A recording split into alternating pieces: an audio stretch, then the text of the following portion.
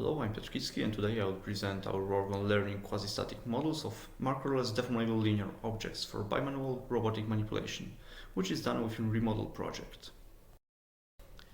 Our motivation to undertake this research is that machine learning-based models are fast to evaluate and that markerless DLOs are ubiquitous, because typically we cannot afford to mount additional markers on the DLO we want to manipulate. Our proposed solution is to gather the data from random manipulation sequences and then use them to train a neural network-based DLO model. This model takes as an input the initial DLO state and also the initial and desired gripper configurations, and then tries to predict the future DLO state. In our research, we compared two neural network architectures, in-BLSTM and simple fully connected neural network.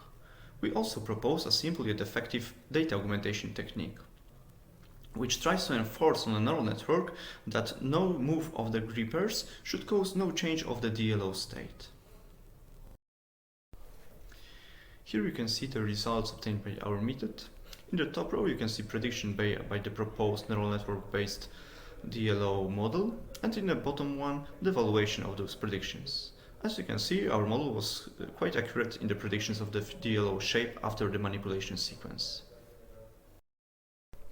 Here you can see the accuracies obtained by in-BLSTM and fully connected neural network DLO models.